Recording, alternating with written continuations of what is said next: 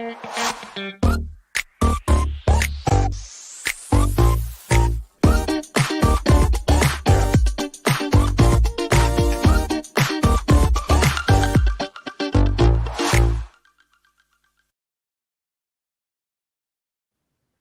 right. I'm still dancing to that. After 4 days, 37 sessions, I think this is number 38, 39, something like that. Still dancing to that music. I love it. My name is Joe Lurie, and I'm with a team that we call the Intune Cat team. I've seen a lot of you before. Some of you have seen me before. I'm with a whole new cast of characters, though, and because there's so many of them, we'll just introduce as we get to our first questions. And so before we start questions, I need to shout out to Rudy, who wants to hear Venkata talk about MMPC. Maybe I forget what he's hoping for. I promise we'll hear some of that coming up in this next 30 minutes or so. I am going to start talking to Alem though, because we got a great question from Stefan. And Stefan, I've been calling you Stefan for over a year. I hope that's how you pronounce your name. Will endpoint security ever support setting up a PIN, a BitLocker PIN, via the policies like we do with GPOs? We require to have a PIN set. So for now, we rely on custom solutions to enforce it because our understanding is that endpoint security or Intune doesn't allow for this. So Alem, your team works on this specific thing. What do we talk to our customers about when we require a PIN to be set? And we're using Intune to set these BitLocker policies. Wonderful. And please introduce yourself first, actually. All right. Before you answer.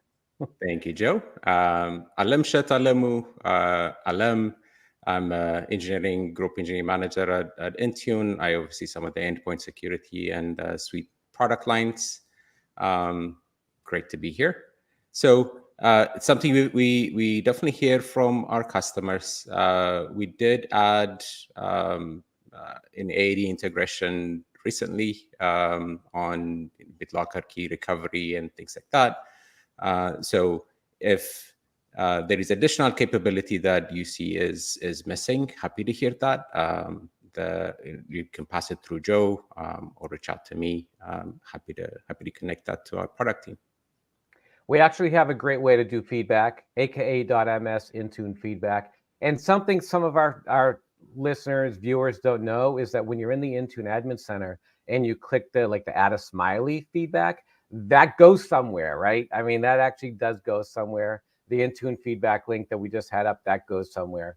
So it's a great point. We're constantly adding, fixing, listening to our customers, and definitely give us some feedback.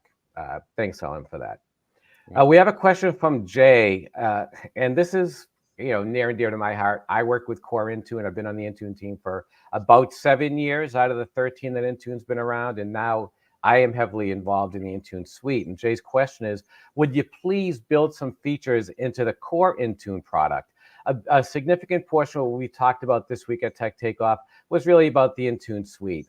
For those of you that haven't watched everything yet, we have talked about enterprise endpoint privilege management, enterprise app management. We've talked about remote help. So a significant portion has been about the Intune suite. What areas will there be for increased value in core Intune? What are we doing with core Intune? I think, Haran, I'm going to start with you on that one. Okay. Please introduce yourself first.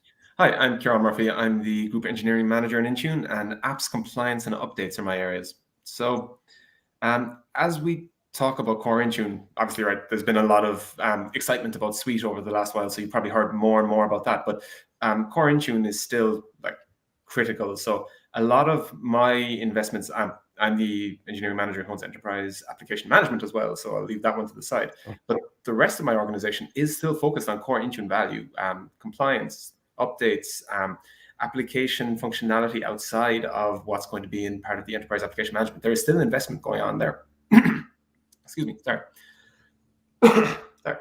So there is still a lot of investment going on inside there. So one of the areas that I could say keep your eyes peeled on over the next few quarters will be some of the Windows functionality in application management that is part of the core Intune suite that we will be investing. There will be, obviously, enterprise application management is our suite value there, but that's not at the expense of the base functionality that needs to be in core Intune. Thanks. I totally agree, and I'm part of that whole enterprise app management as well. But the core Intune is absolutely the first value, and then we add the suite as a premium value on top of that. We have a link here, aka.ms/Intune in dev. You can see what all we're working on in the core Intune product, and weekly we keep this updated. We're constantly adding new features. You can see those at aka.ms/Intune new. To see new features, whether they're suite or they're part of the core product. But totally understand what you're asking, and keep bringing value to the core Intune product for sure.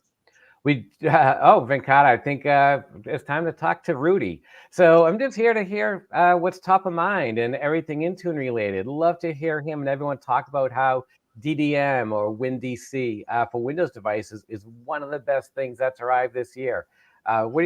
First introduce yourself for everyone else that's not Rudy, and let's talk about that for a few minutes. Yeah. Hey, this is Venkata. I'm one of the product architects here. Let's see. Rudy, again, thanks for your question. Top of mind is the most thing I'm worried about is what did Rudy reverse engineer and what's he's going to blog about. No, kidding aside, from a product perspective. Sort of kidding aside, right? Yeah, sort of kidding aside. No, but in honesty, I appreciate everything he does and the rest of the MVP community does for both of the product and the community. And coming back to the question, so top of mind includes, I'm most excited for the device query. So device query inventory is something we are working on the product. MDM hardening, which is going to be out in Jan to make your devices secure, is something I'm excited about. By the way, that's core value. We are constantly striving to improve the security posture of your devices. We are trying to improve. There are a lot of improvements that's going on the infra side, like the WinDC stack that I'm going to quickly talk about, and the grouping and targeting paradigms that we're going to introduce. And there are a few more. I'm going to hold off talking about those but there are some exciting stuff that's coming in CY 24.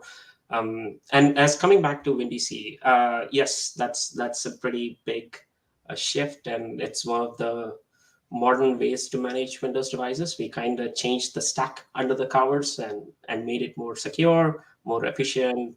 EPM is one good example where it is built on that stack, and you could see that on how quickly your policies are delivered, how quickly policies are remediated and stays remediated.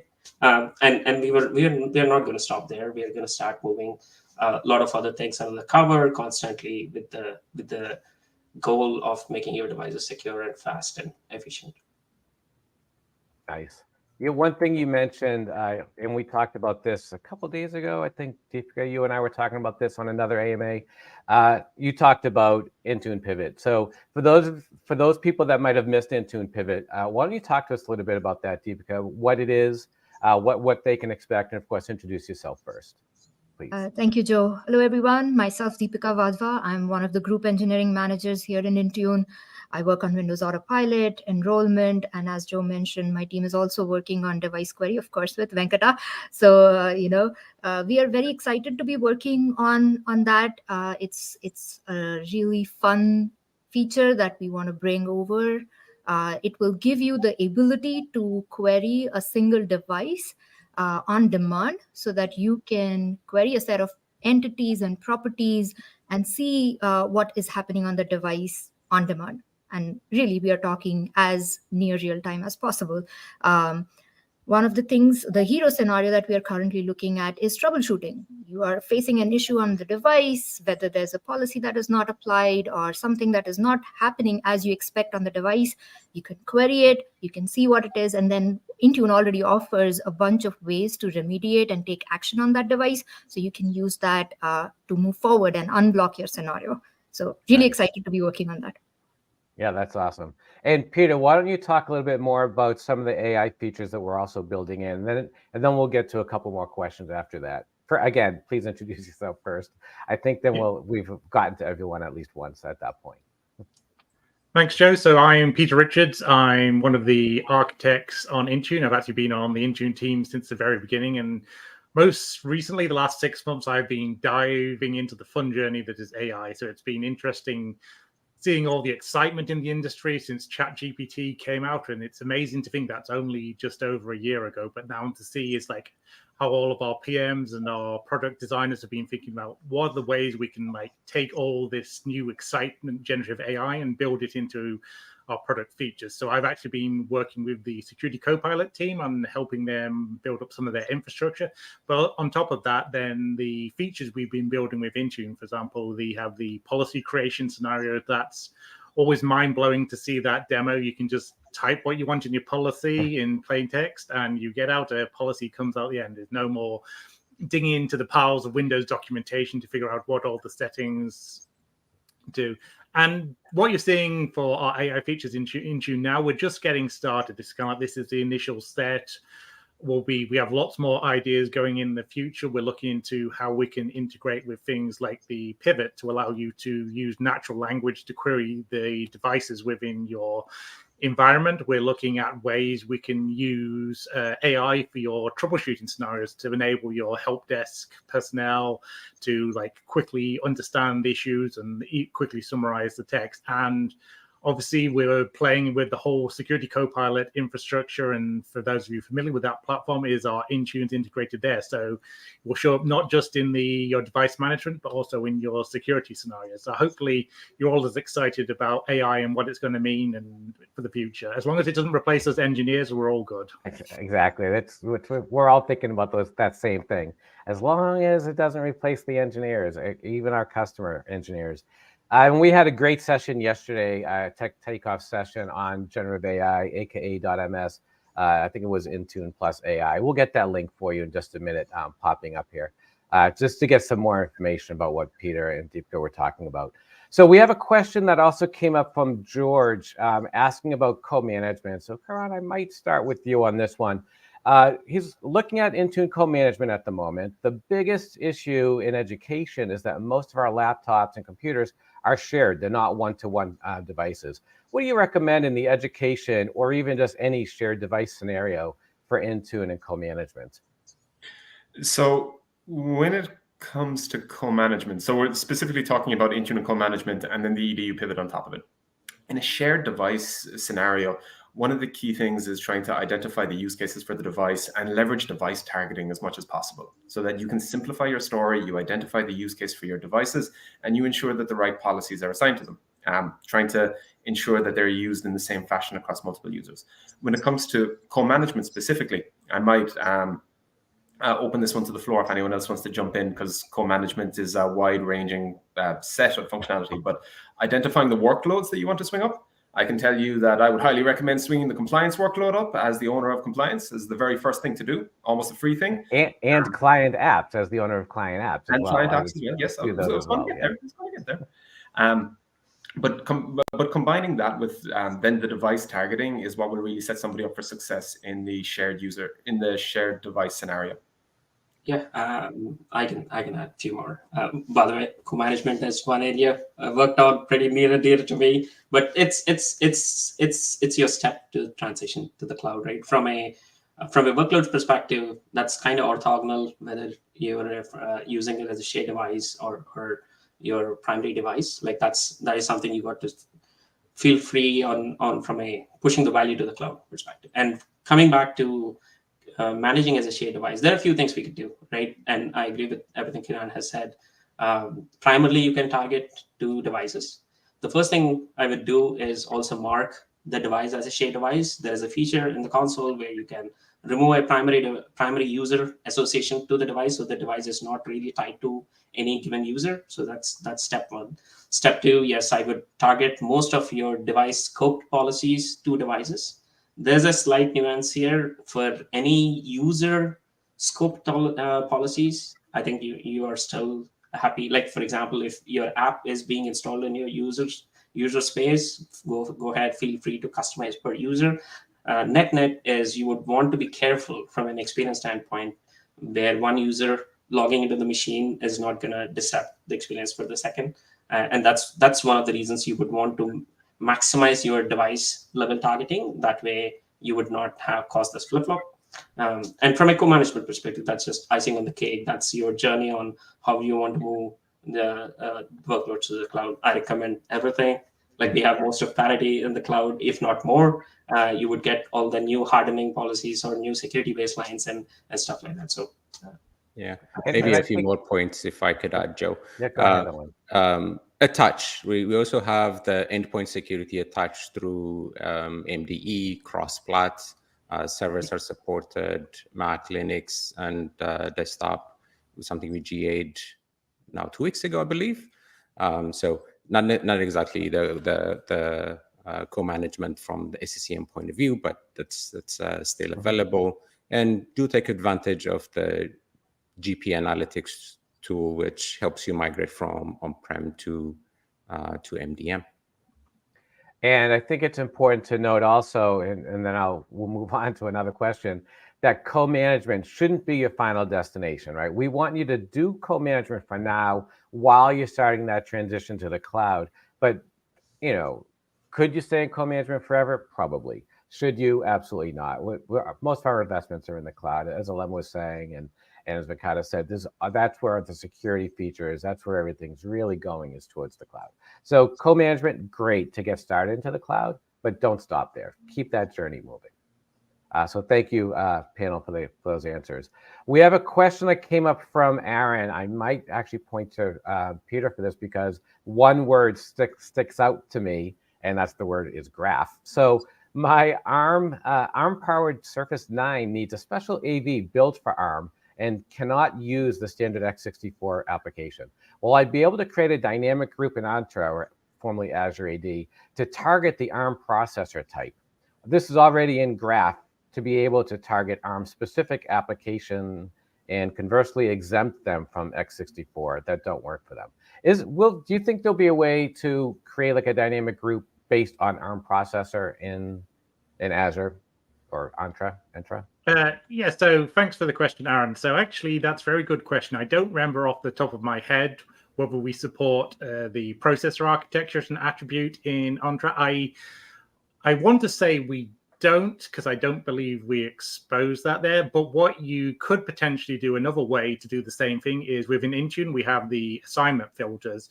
Unfortunately, that doesn't support processor architecture, but it does support like the device manufacturer model. So you could create a assignment filter which basically excludes your the Surface Pro 9. So that would be one way to do that. I would have to double check whether Entra supports the processor architecture, but I want to say they don't, based on my memory. But I will say I've only had one cup of coffee this morning, so my memory's not the greatest at the moment. I was thinking the same thing, but this, again, like we've said before, it's great feedback for us, right? So if Entra doesn't support that now, aka.ms Intune feedback, or again, send a smiley in the Intune Admin Center, so that we can get that feedback. And the more feedback we get, the higher priority these feature requests actually come. We got a question about remediations, which I love, the remediation, formerly proactive remediations and on-demand remediations.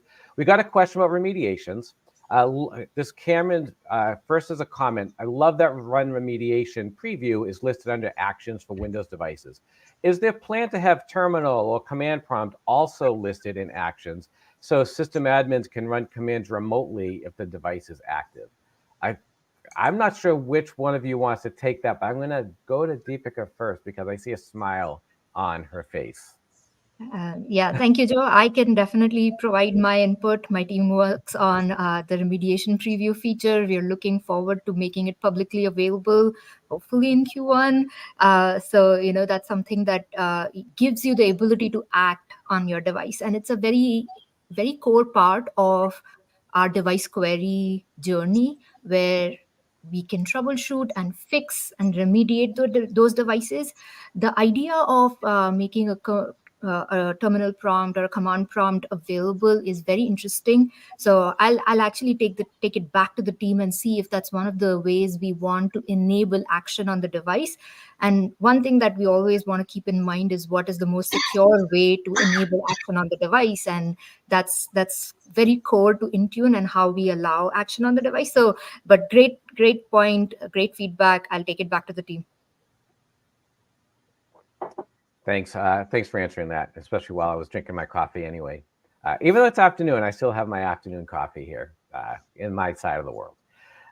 We got another question came in from Jacob. And first of all, thank you, Jacob. This week has been awesome. Thank you for supporting us this week. We love that. He says, are there future plans for certifications for Intune Management and Architects? I think that's probably a learning question. But are there future plans for certifications for Intune Management and Architects?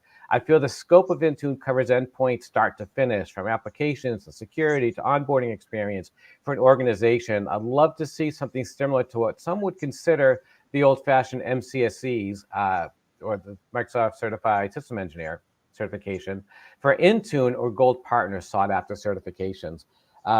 Is anyone here that can talk more about the certification process or Microsoft Learning certifications? Is that something we could probably take back, or does anyone have any comments on that?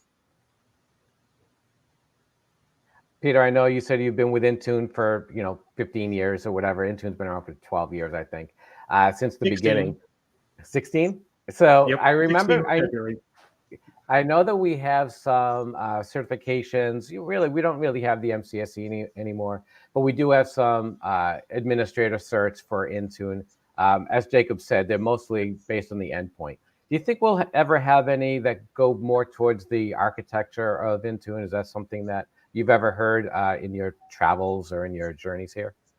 Yeah, thanks for that question, Jacob. Yeah, that's a very interesting question. I'm not aware of any plans, but it's maybe something I should take back and talk with our colleagues who work on learning development, especially if there's a demand for this kind of thing. And then given the scope of Intune, as we keep adding more and more features, then maybe something like that makes sense. So thanks for that good suggestion. I will go and find the right person to see if there's any plans about that.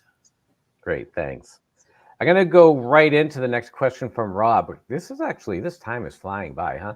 I'm going to go right into the next question from Rob. This year, I missed a topic around reporting. Oh, yeah, there's a lot of topics about reporting, Rob. We missed a topic about reporting, or even better, alerting, and I couldn't resist addressing it. Automatic alerting, reporting to Intune admins periodically could help those lazy admins take actions on non-compliant devices. So, Karan, that's something near and dear to you. Will help lazy admins take actions on non-compliant devices, policy conflicts, failed enrollments, failed updates, etc. Of course, we can automate this ourselves, but in my opinion, this would be a great part of basic Intune functionality. What do you think when we're thinking about those compliant devices and remediating compliant devices or non-compliant devices? Karen, what do you have to say to Rob about this? So that's actually great feedback, and I'd love to make sure we capture it. We do a better job today of, especially focusing in on the non-compliance ones, of notifications and alerting towards the end user. That is where we've invested. We know that reporting is an area that we very heavily invest in at the moment. It's something for the last year has been a mission in the organization to ensure that we can provide the best possible reporting to admins. Alerting really is the next step on top of that, and how do we take the reporting we have and add more value with it. So I agree, and I would love to capture that feedback and make sure that we get it through the right forms. Thanks. And I think another part of that question was about not just automating the compliance, but also policy conflicts. And I remember in one of the sessions yesterday, it might have been again that generative AI session where I think it was Ravi was talking about using AI. So again, take a look at that session, aka.ms. I think it was Intune plus AI was the link to that, where he does a quick demo on is this policy applied anywhere else? Like real text right in the security copilot, is this policy applied anywhere else? And something like that could also help you with those policy conflicts. If it wasn't in that session, it was in a demo in one of the other sessions. So it was great. It's great feedback that it's because of feedback like that you all send us that we did start working on the policy conflicts and things like that. And this may have been covered, Joe, in another session, but if you haven't looked at advanced analytics, it does touch on some of those. If you have a trend of devices going out of compliance, or if you have set of apps that are crashing in your devices and a good enough size of your devices, there are alerts that come out of the Intune Suite Advanced Analytics. Thanks for sharing the AK link there. Yeah, in this session, it's available on demand today. It was we viewed it on Tuesday. It might have actually been after this session where Ravi went over that demo, showing what some of the things you could do with Security Copilot after the advanced analytics. So yeah, take a look at that session as well. It's actually a little bit longer than the average session, but definitely worth the watch. We probably have time for one more question, and this question is going to come from, and I hope I'm saying your name correctly, Amarjeet. Why can't I make custom settings catalog baselines? With current Intune console, we can import and export settings catalog natively within the console. We like the security baselines. However, we need granular control of our baselines. Reporting the settings catalog versus MDM security baselines, it's just not as good. So we start thinking about those security baselines, as Amarjeet says. You can start with a baseline. You can create policies from there, but he's actually looking to create a custom settings catalog baseline. Why can't we do that today? I can. So my team owns this. I was looking for you, Alan. You moved over somehow. You used to be in my bottom right. Now you're in my bottom left. Go ahead. Okay. So yeah, my team deals with the setting catalog and the baseline. It's something we have heard the feedback on. We have something in progress, not ready to completely say when we'll be able to ship it for the setting catalog. We have a bit of a mix between ADMX and setting catalog. ADMX has the concept of custom ADMX import, where you as a customer can create your own grouping of settings through ADMX. But that's a request we've had from the field and from internally features that we're trying to ship, that we need maybe a per tenant catalog of some sort, and we'll from within that catalog create a template of your choosing. So it's a feedback we've heard. Definitely submit it again so it gets voted up, and we can take that's a good point as well. Again, we keep putting up the aka.ms Intune feedback, but vote it up, right? If the feedback's probably there, thumbs up the feedback. If it's not there, add it, and then everyone else that's listening, go right back in and thumbs up the feedback. That's how we work on our priorities in Intune. So we have a couple minutes left, but I'm gonna allow you all to just give me your final thoughts before we kind of switch. For everyone that's listening, all of our viewership, we have a new set of experts. They're going to be walking in and they're going to be walking out. So let's start. I'm just going to go from what I see. So Deepika and then go on clockwise. Just give us some final thoughts on what you're working on or what you'd like the attendees to know. Thank you, Joe. And I know my top of mind, definitely, my team is working on Autopilot. We are definitely investing in the stability, reliability of what's out there, making sure our customers are having a good experience with that, and looking at how we can improve our customers' experience with Autopilot going forward. Nice, great, thanks. Venkata? Since we already covered the top of mind, yeah, it's definitely the query inventory hardening and the WSUS stack infra in general, right? Like I know it's like an iceberg. I know we keep perceiving that it's only the premium stuff we are talking about, but that's not the case. If you see your console getting better, your device experience is getting better, like the conflict resolution stuff that we kept talking, the RSOP has also been our top of mind. So I love the feedback, love this forum. So keep the feedback going. We even like good feedback, right? Like we want you to give us positive feedback as well. Absolutely, like that would motivate the team, well, right? There's plethora of engineers and product managers working on this. So appreciate this time and the feedback. Please keep it coming. Great, thanks. Karan? Yeah, so firstly, this is the second Tech Takeoff thing I've been involved in this week, and I've loved the engagement, the questions, the back and forth. It's been fantastic. So thank you for the questions and the feedback.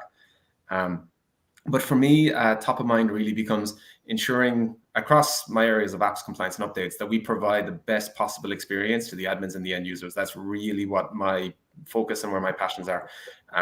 We do have suite value. We have enterprise application management. That is another core priority for me as well. But ensuring that we have the best possible experience in Intune for both admins and end users is my focus for the next month. Thanks. Peter. I'd like to echo what everyone said. It's great to see you all come out here in whatever time of day it is for you and interact with that. Keep the feedback coming, and I'm excited for you all to get your hands on the AI features when we make them available at an undisclosed time in the future. I love how you word that. At an undisclosed time in the future. It could be now, or it could be a little bit later. Future is now. LM? Wonderful. I'll be repeating most of what my colleagues have said, but awesome to have spent the time with you. Give us that feedback. Love to hear direct feedback through our CXC partners and through the feedback tool. Top of mind for me, we are definitely adding a lot of value to core, labs, MAM for Windows, and many others. So that's our bread and butter. That's something we're continuing to invest on as we're building the suite features, some of which are still under embargo, and super excited to get those out the door. And then I hope that will answer some of the questions we might have tiptoed in this call. All right, thank you. I want to say thank you to my panel here. Thank you so much. Thank you for your time, for all your information. I have another panel that's, as they exit their rooms, I get a whole green room of people that I promise they're not like hidden under there. And I have another door over here. They're not there either, but they're on their way in, and we're going to start talking about Windows. So we had so many Intune related sessions that came in the last few days. Again, 39 sessions. I think this is numbers 38 and 39 for the Intune and the Windows office hours. Go back and watch many of these on demand. You can watch them. You can read all the comments underneath. The comments are still open until Friday afternoon our time. I don't know what the date is, maybe December 1st-ish, something like that. So keep watching these on-demand sessions. Keep asking us questions. Keep giving us that feedback, aka.ms Intune feedback. We listen. We adjust everything that we're doing based on the feedback. I do think I have more people coming in. I think I hear them in the background, maybe. I'm gonna have to wait for my producer to make me a small little corner in the left, and everyone else come in. Until then, again, so we've had a lot of, if you're using Windows 365, if you're using Intune Suite, Core Intune, we've talked about everything so far. Now we're gonna start talking about probably Windows updates. I think I saw a lot of questions about Windows updates already. Again, I have a whole panel here. Aria, Jason, Adam, Jason, two Jasons are with us today. Because there's so many, we're going to just start asking questions. Oh, and Sean's here too. We're just going to start asking you questions, and the first question you get, that's when you can introduce yourself. So I do have a question right away about driver and firmware updates. So I'm going to start with Aria because that's sort of in your realm. Jose's asking, for driver and firmware updates through Intune, will these updates follow the quality update deferral and deadline settings in my Windows update rings, or is there a setting coming to update rings specifically for driver updates? I'd like to deploy drivers in my environment with the availability for my users to run the install on their own for a week or so before it happens automatically. Aria, before you start to answer, you are on mute, so I wanted to make that, make sure you don't forget to unmute. But introduce yourself, and then you can answer Jose's question. Awesome. Well, hi all. Glad to be here. I am the third most important Jason, aka Aria, and I work on all things update related. And so your question really strikes home for me because driver updates are extremely important and are one of the things that are probably the most painful on-prem. So whenever you're doing driver updates, they do follow a lot of the quality update policies. In fact, if you have a deadline configured, your driver updates will follow the same deadline policy as your quality update deadline. However, driver update offering is something that is a little bit less controlled because they're not necessarily guaranteed to come out all on Patch Tuesday. And so if you want to manage your driver updates to be a little bit more effective or a little bit more in control, one option you have is actually using our new granular driver update and servicing approval and scheduling. And you can actually then go in and approve drivers to go out and select dates. And we're making additional improvements there so that we can actually get them launched in line with certain dates, like align everything to Patch Tuesday.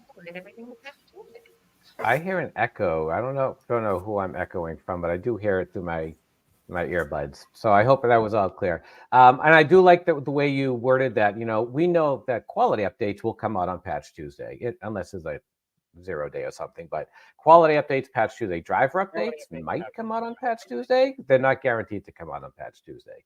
I like the way you worded that.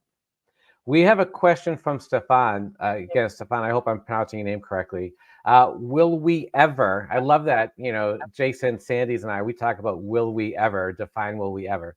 Will we ever have a way to use or set servicing profile, and more importantly, the reporting part of it, so we don't have to use a separate portal to manage this? We use Windows Update for Business part of Autopatch, so we can't fully use Autopatch to manage updates. I think that's going to go back to Aria for this one. I was actually going to tag Adam on that one because I see Adam making a lot of faces, and I really, truly appreciate knowing what those faces mean. You're right. Adam, who apparently is the fourth most important Jason in the room, can talk to this one. Fifth? I thought I agreed to being the fifth most important Jason. Hey, I'm Adam Nichols. I'm with the Windows Autopatch team. I actually am responsible for the reporting experience and Windows updates moving forward. This was a little, I was like, okay, yeah, I have an answer here. The short answer is we understand that there is a bit of a separation or disparity across the various reporting elements in Intune to WFB reports to what's available in Windows Autopatch today. And it is one of the items that is high on our list to address moving into our next planning cycle, to look at how do we unify experiences for our customers, regardless of your entitlement, that if you're using Windows Update in a commercial sense, that you have a consistent experience across all platforms. So look forward to some updates on that, hopefully in the next couple of months, where we can share a little bit more about where that vision is going and what's coming for our commercial customers. Some updates on that. I see what you did there. There's a question. We have a little side chat going on for those of you that don't know, but Jason Lesnick appears to be reading something, and Jason Sandys would like to know exactly what he's reading. Jason, anything you want to share with us? No, I'm just teasing you anyway. You are on mute though, but you know, while we have you, do you want to introduce yourself? Tell us what you do here at Microsoft. Yeah, hi everyone. I'm Jason Lesnick. I'm a product manager within the Windows Servicing and Delivery organization, and I'm responsible for Windows lifecycle policies as well as commercial scenarios for Copilot in Windows to make sure that that's successful within your organization. Very nice. I was wondering if you were going to talk about lifecycle policies, if you're actually going to admit that part of it, because that's a tough part of your job, I'm sure, talking about the lifecycle policies and things like that. Jason Sandys, why don't you introduce yourself as well? I'm just sorting my way through the questions, so wasting time into doing introductions while I look for questions. Hey, everybody. Jason Sandys. I am a product manager on the what we call the Customer Acceleration Team, or the Customer Acceleration Team, CAT. We're part of a bigger organization called Customer Experience Engineering. So it's all about customer, right? 2 customers in there. Love to hear from customers. Love to work with customers. Love to be part of their success. Thanks, Jason. And Sean? Yeah, Sean McLaren. I'm a product manager on a peer team to Jason Sandys, and I actually focus on making sure that our customers have the right resources available to them to deploy and manage Windows, scaling across all of our customers. So really interested in things that are slowing people down, where we could provide more assistance, and what's going well is always good to hear as well. Yeah, we talked about that in the last one. We love good feedback as well as other feedback. Let's go back to some questions. And Jason Sandys, I don't remember if you're the first or second most important Jason, but Jason Sandys, there's a question that came up a couple days ago, and I see it here again. Nilesh is asking, there are multiple places in Intune where a setting can be configured: configuration profile, endpoint security. You know, we can configure the same settings. What do we recommend to our customers? Which place is the best place to set those settings? Yeah, great question. It's one pretty much as old as Intune itself, as we started adding different ways of adding settings and policies, et cetera, within the console. So the first and kind of easy and answer is, this is the consulting answer, is it depends, right? Which is always really a matter of whatever works for you. To give a little bit better prescriptive guidance on that, though, we want you to start with security baselines. That's kind of the minimum viable set of everything that you need in the first place. That's going to make your security folks happy. That is going to ensure that your environment is secure. So start with the security baselines. That's where, you know, all of the core functionality that you 100% must have in your environment, and then build from there. If it's not something that you require, consider getting rid of it, right? So that's another thing. Don't just translate potentially what you have in your environment. Actually rationalize. Ask the why question. Why do I have this? Why do I need it? Make sure that you actually do need it in the first place. Now, security, clearly you need security. Everyone's going to ubiquitously say that, and for good reason. And then build from there. And where you build from there totally depends upon what you actually need at that point in time. And so the bottom line is whatever works for you, but definitely start with the security baselines. Yeah, I love that. And that's actually one of those that probably we're talking about when Nilesh asked that question, because BitLocker, as an example, can be set in a security baseline. It can be set in a configuration on the settings catalog. It can be configured in profile. So yeah, always start with security and work out from there. I've talked to customers who show me, hey, these policies aren't available in Intune at all. And it's like, oh, because it's an active desktop policy from Vista, and it's kind of irrelevant on your cloud managed devices today. So, so thank you for that. We have other questions starting to come in. And one of the questions that just came in is about another question about drivers. And so I just want to verify, Sydney asked this question. I just wanted to verify that driver updates automatically deploy, install, update themselves. I'm assuming so once you create the Intune policy. Aria, and again, you're on mute again, just to make sure you unmute. Yeah, so drivers will automatically update. I feel like that's one of the biggest benefits of actually updating with the cloud. And I think the best part of that is whether you're just turning on the toggle for allow all drivers, or you're manually choosing which ones update or not, any driver that's published to the Windows Update service that your device needs, it'll automatically scan, download, and install.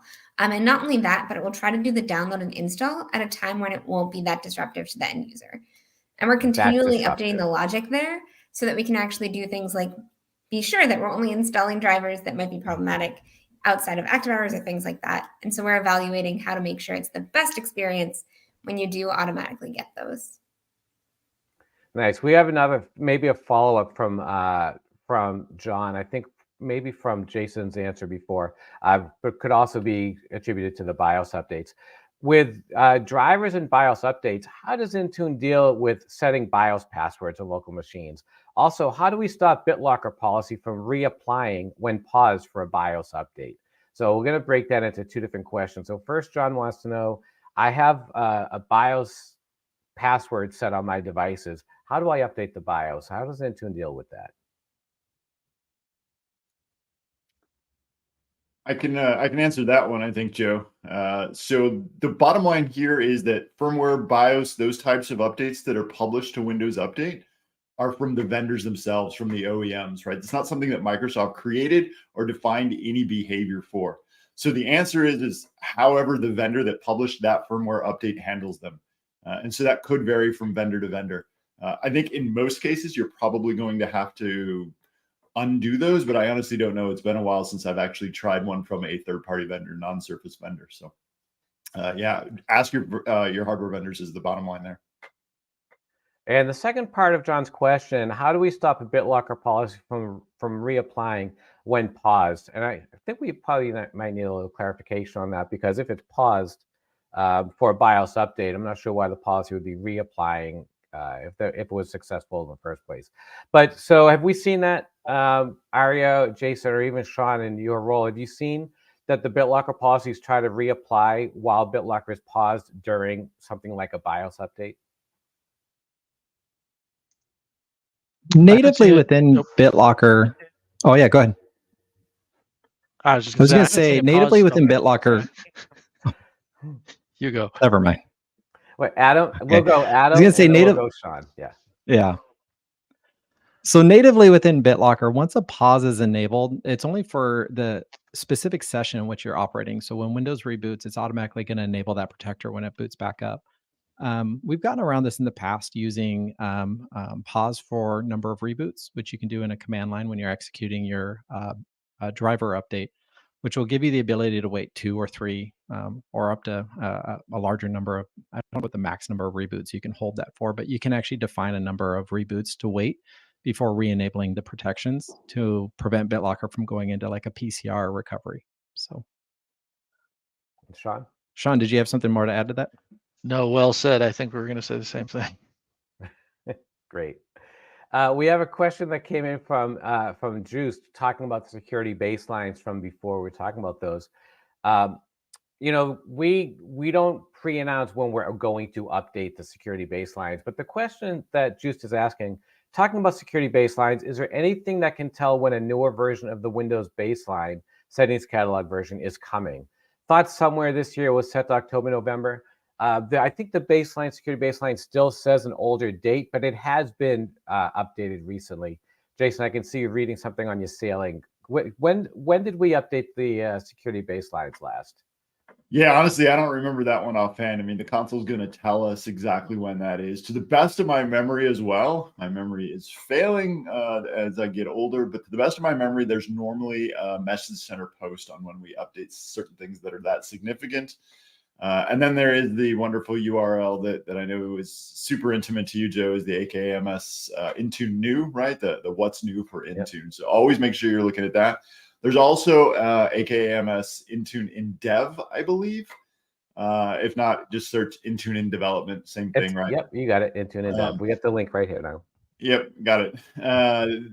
Those are the things to look for. I mean, one of those 3 things, it's going to be called out in one of those. The MCC posts, I know there's a ton of them. I know, I don't keep track of those by any means. They pop into my mailbox, actually, and I read through them all, and then I put them into a folder.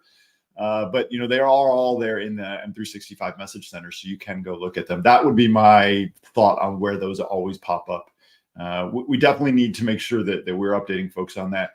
The good thing, though, is we're not automatically updating them. I know you want to keep up to date, so you want to be a little bit ahead of the curve, but we're not just going to pull the rug out from under people. What you have today is what's there until you go and explicitly make the decision to change them.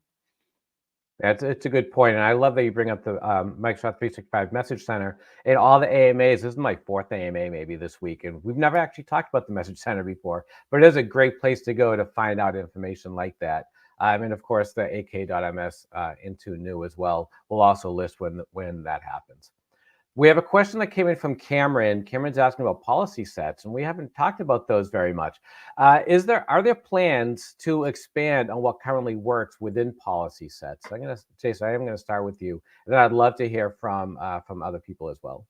Yeah, it's another question. It's another common question. And I said this on an AMA yesterday, right? I mean, some of these common questions are ones that we've talked about internally. So it just validates that we're talking about the right things internally 100%. So as far as policy sets go today, we have no definitive plans for expanding or improving what policy sets are.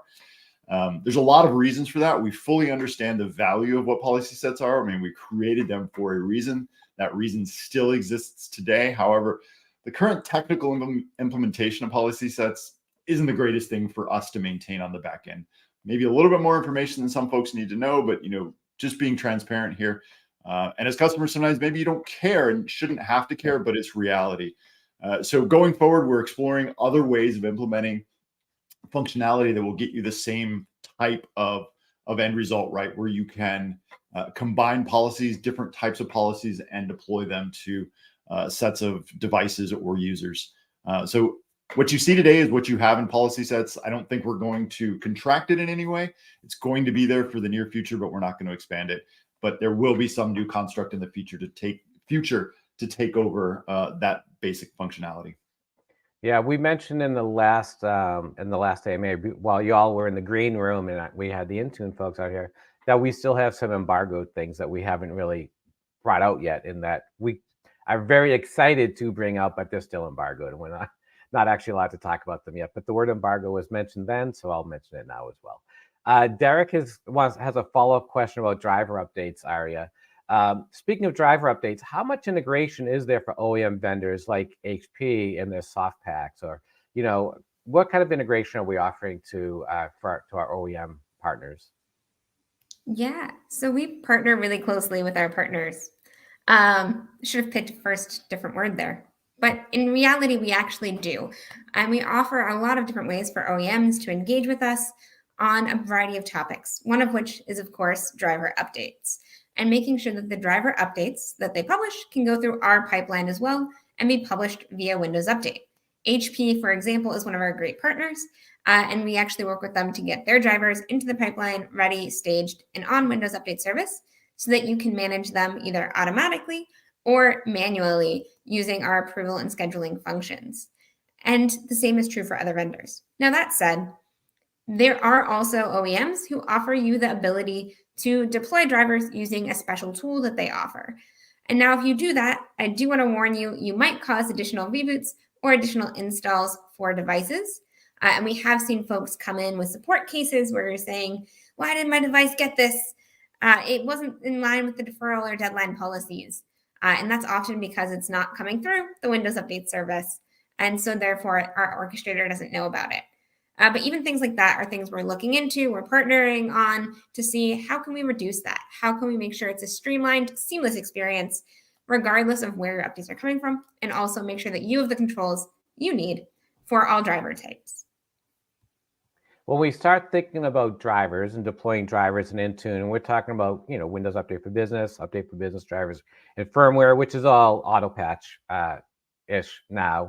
Adam perked up when I said the word Autopatch.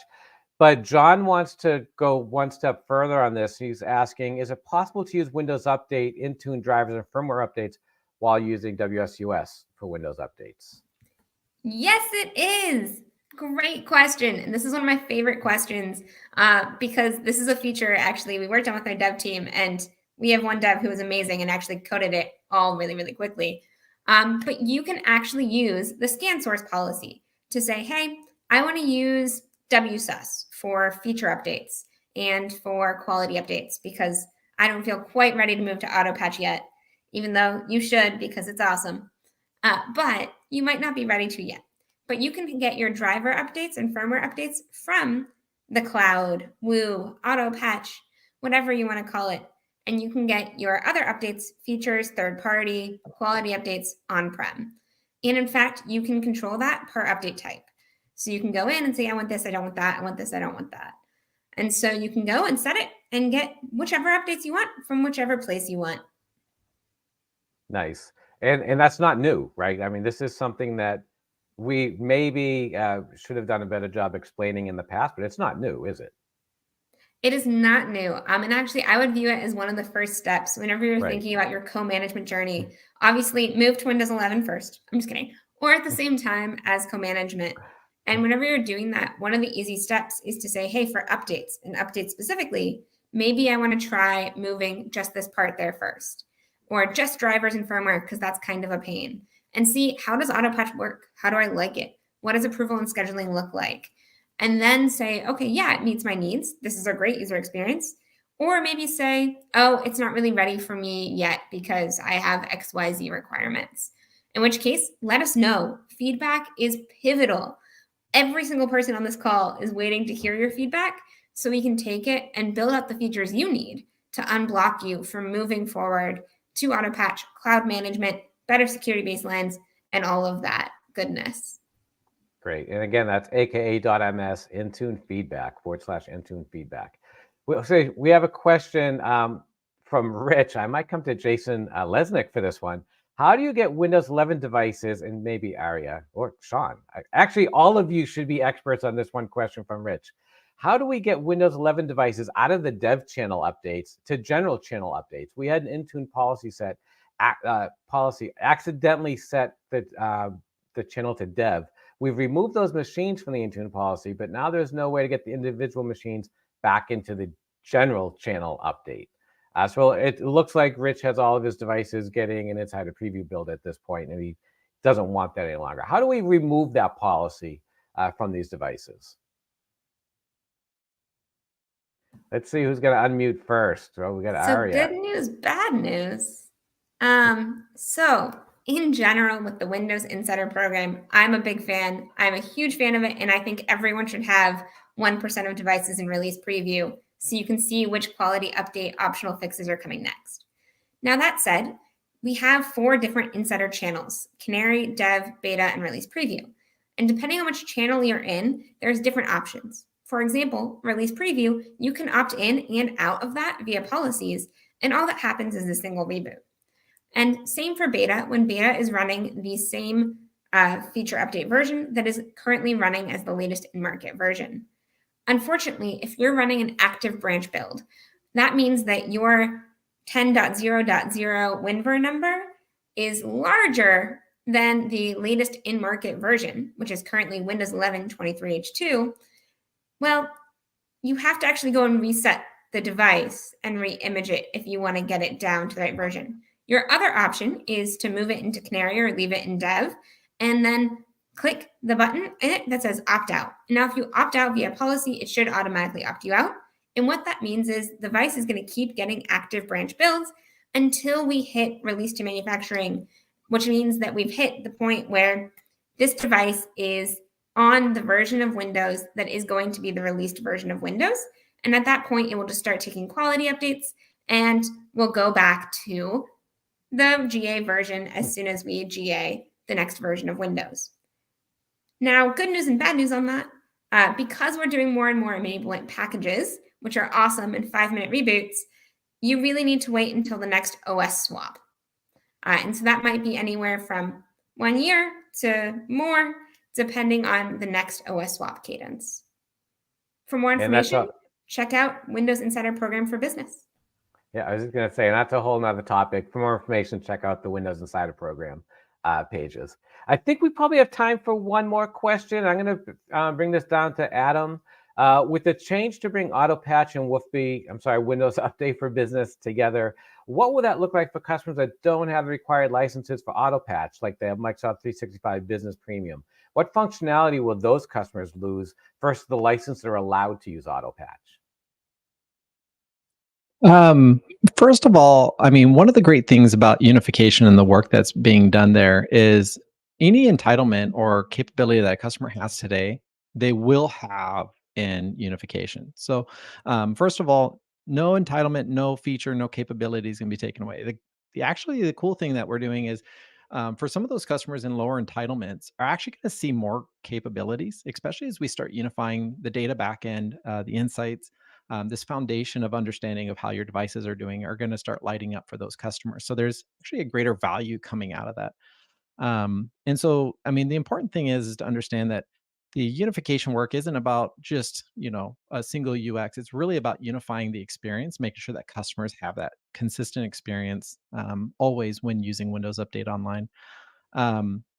The other thing that's also important to understand is that even throughout these maybe opportunities where you have like enterprise enablement, where you have access to those enterprise tools, you'll be able to see that once those licenses are turned up, those features will become available to you right away, as opposed to have to go through, some sort of process. And there will still be an enrollment for advanced insights and stuff like that for customers that are entitled to it as well. But the goal and the outcome should be very much a very consistent, fluent experience to what you see today with just added insights. That's awesome. Yeah, that's awesome. We're running low on time. We have about a minute to vamp and give our last final thoughts. So I'm going to start with Aria, go clockwise from the way I see it on my screen. I hope you all see it the same way.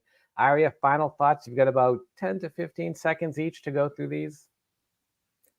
Move to Windows 11, move to Autopatch. If you have questions or feedback, message us anytime.